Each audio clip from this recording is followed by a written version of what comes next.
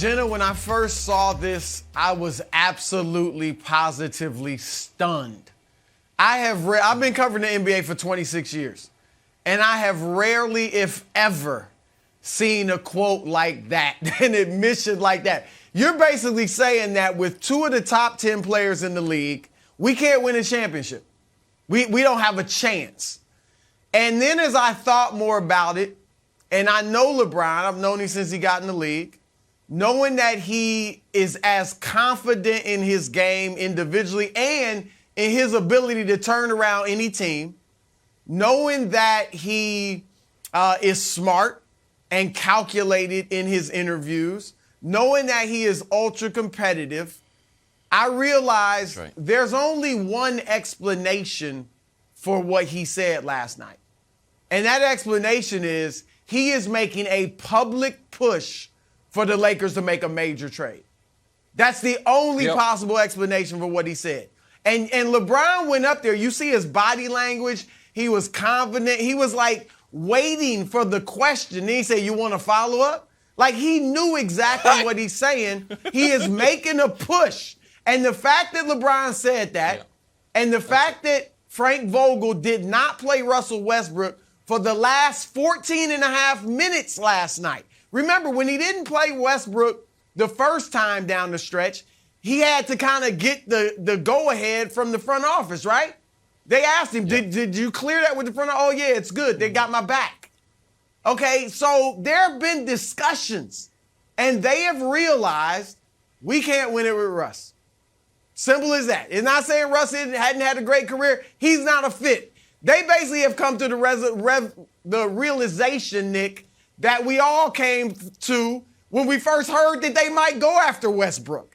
And so I'm going to propose this. My problem for your problem, Houston. Russell Westbrook call it in. For John Wall. Call it in, bro. Russell Westbrook for John Wall. Buddy. Yeah, call it in. At the very go ahead. You're right. At the very least, no, you're right. It's Listen, addition it's by not going to subtraction. be worse. At the very least. It's not going to be worse. Because here's the situation. Here's the other thing that jumps. So I don't think LeBron is giving up on the season. I think he is making it very clear this version of the Lakers can't win the title no matter what he and Anthony Davis do. And here, Wilds, to me, is what was so striking about last night. So last night, there were 2 potentially great NBA games on. Unfortunately, only one of them was nationally televised and ended up not being great. But you had Philly and Phoenix, 2 of the best teams in basketball. Yeah. Then you had Milwaukee and the Lakers, right? I'm watching that Lakers Milwaukee game after watching Philly Phoenix. And here's what I asked myself. Other than LeBron and AD, is there a single player on the Lakers roster that would crack the rotation for Phoenix, Philly, or Milwaukee? Maybe Malik Monk. That's it. This is a historic team-building blunder, not just the Russ trade. Now, I understand everyone's going to tar that to LeBron, and LeBron obviously had a strong hand in the Westbrook trade. But he can't be the one who calls it in. There is a man who literally is paid millions of dollars to do those things, Rob Pelinka. And what he has done with this team post-championship is an abomination. From giving up assets for Schroeder and Harrell, having that never work at all, overvaluing THT. Remember when they could have had Kyle Lowry, but THT was the sticking point?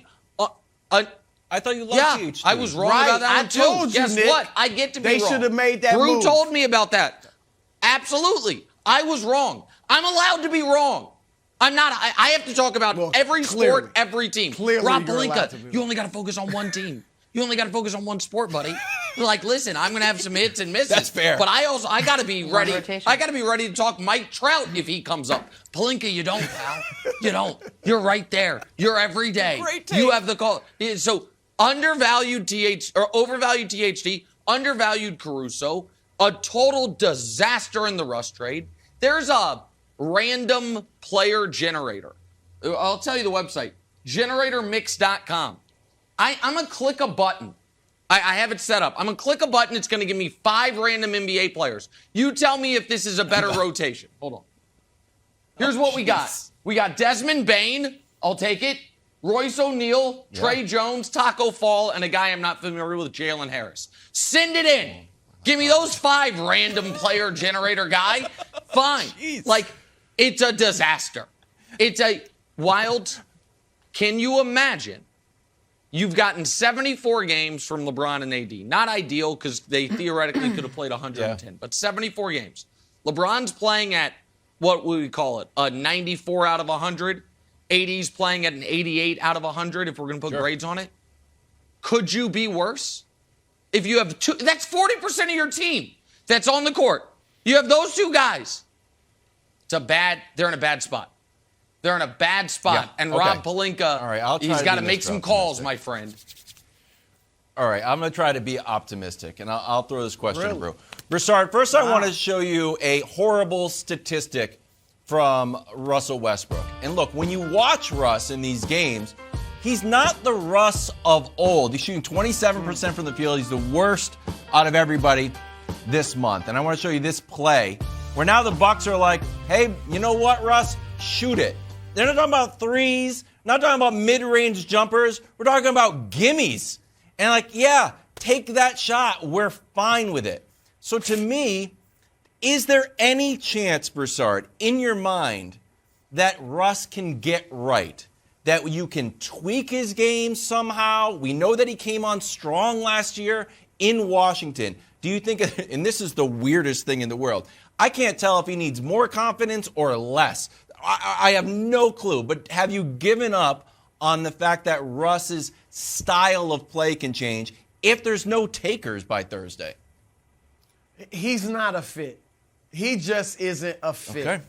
I think if Russell Westbrook was maybe back in Washington or in Oklahoma City or somewhere else, that he'd be doing Russell Westbrook things. He'd be putting up a triple-double or close, and they'd be a pretty decent team, you know, a bottom-rung playoff team, and that's what he'd do. But for this, we saw it with Allen Iverson.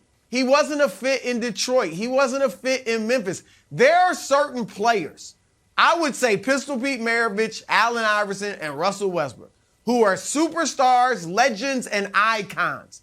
But they are only fits in certain places because of the style of play. They typically have to be the center of attention. And if they're not the center of attention, then they're going to struggle. And that's the situation with Russell Westbrook. He doesn't do role player things. He doesn't do third option things. He has to be the first or the second option for him to be effective. And he's not on this team. And so I don't see any they got to move him. John Wall, and dial it up. And unlike the overtime game where they sat him in OT and he, after the game, said all the right things, yesterday he did not. Yesterday he said, I've earned the right to not be sat in those spots. He's not happy. One last note, Jenna, before we move on, just because we'd be remiss.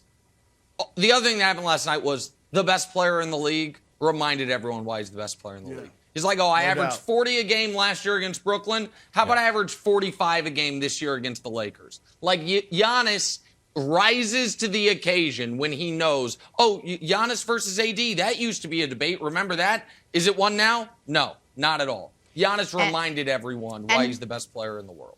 Thanks for watching. Subscribe here to get the latest from the show. Also, be sure to check out more of the best clips from First Things First, or go watch a few segments from our other shows on FS1.